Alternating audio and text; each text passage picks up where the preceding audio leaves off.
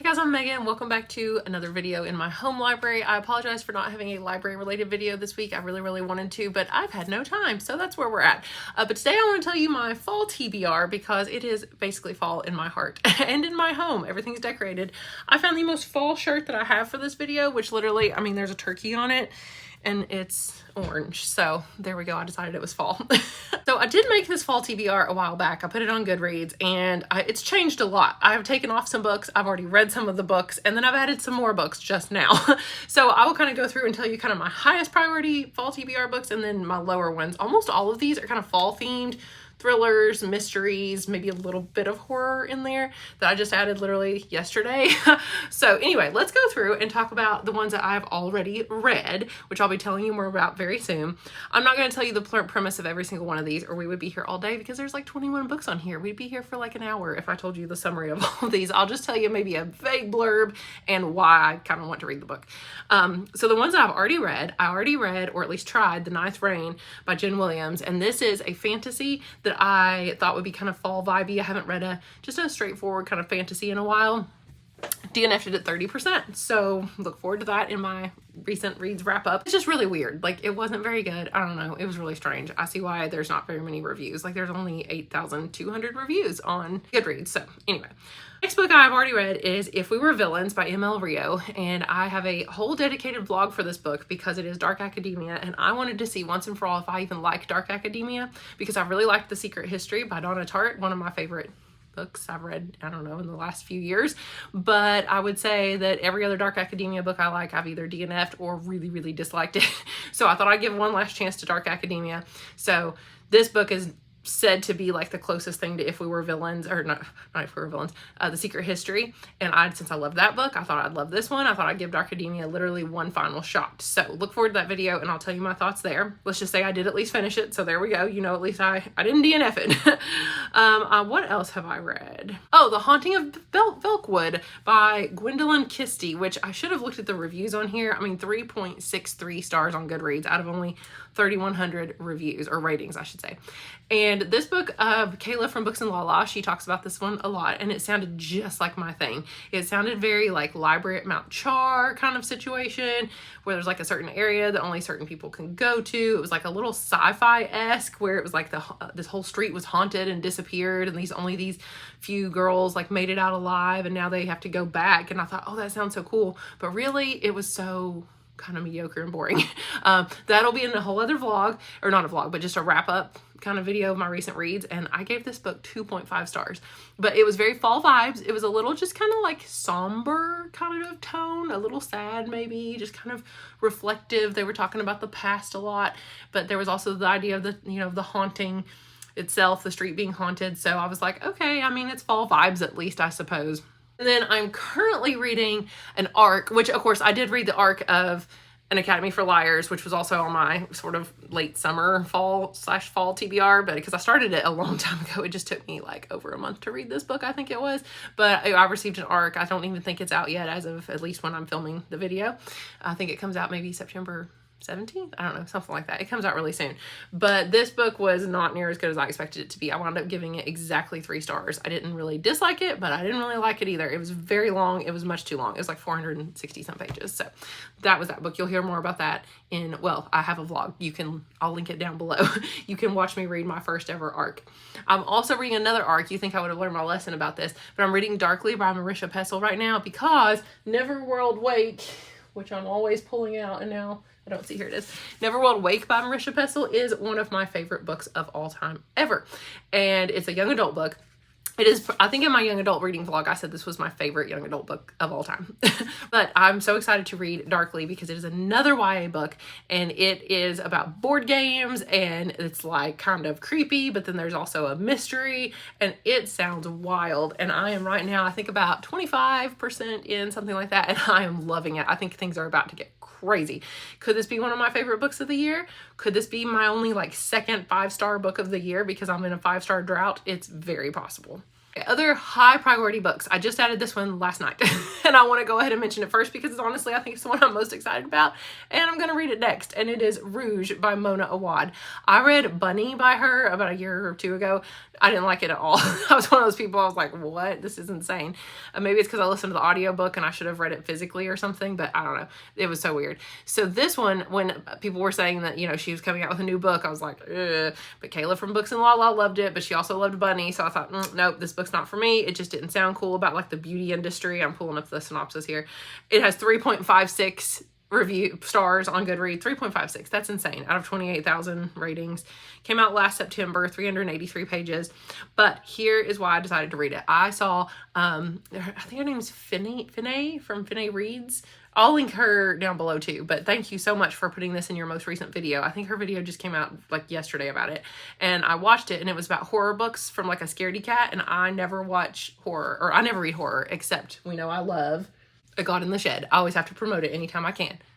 Best horror book I've ever read. Not that I read very many, but go read this book. It's so, so good. And not even that scary, really. But she said that a book that she loved was Rouge by Mona Awad. And I thought, okay, I'm intrigued because she doesn't like horror. I didn't even know it was really horror, so that's interesting. And then she said it was sort of like Lovecraftian by the end of it. And I was like, what? Like, I love H.P. Lovecraft. I have his complete collection. I've read so many of his stories. I love his style. I don't think she means the style. I think she means like what actually happens in the plot, probably. But then I looked it up on Goodreads and it says like Snow White meets Eyes Wide Shut. And I don't really care about fairy tale retellings or anything, but I mean, obviously I like Disney stuff. I go to Disney all the time. But I loved the movie Eyes Wide Shut, and I haven't seen it in a long time, but I remember when I watched it, I absolutely loved it. And that's the kind of movie I enjoy. I feel like I've seen other movies that are really similar, like The Ninth Gate, I feel like is in that same vein. And so if it's anything like that, like Ninth Gate's one of my favorite movies of all time. And so I'm just having a feeling that Rouge might be better than I expected. So it's a horror tinted gothic fairy tale. And I'm like, okay, if it's being compared to Eyes Wide Shut, Snow White, and it's Lovecraftian in nature, I have to read this book and see what the heck is it about. The other book I added just yesterday to my TBR is Ink Blood Sister Scribe by Emma Torres. I'm not sure if that's how you say her name, but this one, let's see, has a 4.03 review rating on Goodreads out of 44,000 reviews. It came out last May. For some reason I thought it was new. Oh, I thought it was new because the book of the month thing that's a box or whatever that people get, the subscription, I think they just started putting this in the subscription box. So that's why I've seen that everybody on BookTube is reading it. Oh, it's a debut novel. Anyway, I saw, yeah, it was about, you know, witches or whatever and their sisters, and I was like, okay, I mean I did like Charmed, so I guess I like witchy sisters, but it just didn't sound like my kind of book until Peruse Project, Reagan just read it, and she said in her vlog that it was very thriller-esque and the pacing was very much like a thriller, and I love me a good, or what, no, not even thriller, is that what the word she used? I don't know, it sounded very like action-packed though, and I was like, what, an action-packed kind of thriller read that's actually like also magical and sounds kind of like fall vibes? Count me in. A high priority book that the loan keeps coming in for it, like my hold is keeps coming in from my public library, and I keep postponing it because I'm reading something else, but I should be reading this any day now then, and it is The Reappearance of Rachel Price by Holly Jackson. So I loved A Good Girl's Guide to Murder. I love that series. The last book in the series I literally gave like 5 stars to. So, and it's one of my favorite young adult books of all time. So The Reappearance of Rachel Price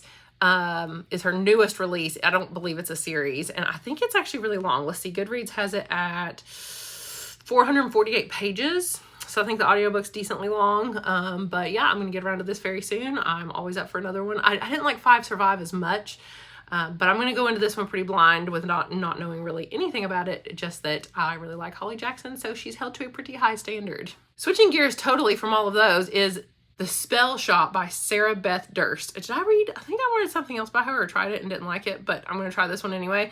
This is a low stakes, you know, cozy fantasy, but it just sounded really cool. It's about, it's a romantasy. Oh, I don't know if I knew that.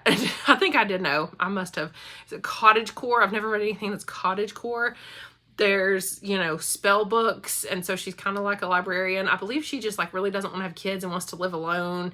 But anyway, I don't know. I don't really know much about it. But I know that people that wouldn't even normally like this book have liked this book. So I just want something kind of cozy to throw in the mix. And it looks very fall, like from the cover to me. I don't know. So anyway, I'm going to... Actually, no, it doesn't. It looks a little more springy now that I'm looking at it up close. I don't know. It's giving me fall vibes, so I'm going to read it. I'm also going to read one last kind of summary book, and I meant to read it more towards the end of summer, but my hold for it at my public library had not come in yet, and for the audiobook, and it is Every Time I Go on Vacation, Someone Dies by Catherine Mack. I hear a lot of good things about this book, and oh gosh, it's only 3.53 stars on Goodreads. Ooh. Not that that matters at all, but yeah, okay. Has anybody read this book? Okay, like one person I know has read it and gave it 4 stars, so that's not too bad. I feel like somebody who read this. Was it Kayla from Books and Lala? I don't know. It says 10 days, 8 suspects, 6 cities, 5 authors, 3 bodies, and 1 trip to die for. I mean, that sounds so cool. It sounds really cool. It kind of reminds me of like Finley Donovan series, which I really like. So I don't know. We'll try it. Another 100% read that I absolutely like I'm getting to no matter what is Ghostwritten by David Mitchell. I don't even think, no, it's not down here. It's upstairs. And I'm reading that book because I loved Slade House. One of my favorite books ever. 5 stars. I've read it twice now. I think I reread it last year, and oh my gosh, 5 stars. Love it. But it's apparently very similar. Ghostwritten is like nearly the same. I don't know. I don't want to say it. I'm probably wrong, but I hear it's like a really similar story to this one, just much longer. So I'm going to give it a try and see if I love Ghostwritten just as much. So I'm getting to it no matter what. The only other book I'm for sure reading, because I am currently in the middle of it, is my reread of Vicious. Here it is. My reread of Vicious. I'm rereading this because I'm having a 5-star drought. I've only had 1 5-star book this entire year, and it's been nonfiction. It was the Elon Musk biography. That's my only 5-star book, which is wild. I mean, I don't give out very many 5 stars. I'm very stingy. It has to be an all-time favorite to be 5 stars. But usually I find 4 or 5 a year, I feel like. Maybe 3 if it's a really bad year, but I've only had 1, and it's September. So I'm like, I don't care if it's a reread or not. I've got to read a really, really amazing book. And so I'm rereading Vicious, and guess what? It's really, really amazing. I still love it. I was so afraid I wouldn't love it as much, but I do. I love it so much. So I am going to continue that, and then I might reread Vengeful again. I'm just not sure yet, but I'm literally almost halfway through with, I think I am halfway through with Vicious right now. So I'm definitely finishing that. There are some other books that I originally put on my fall TBR, but let's be honest, that's probably all I'm going to get to, because really for me, fall's like, well, August too, so I've already read some of them, but September, October, and then that's pretty much it.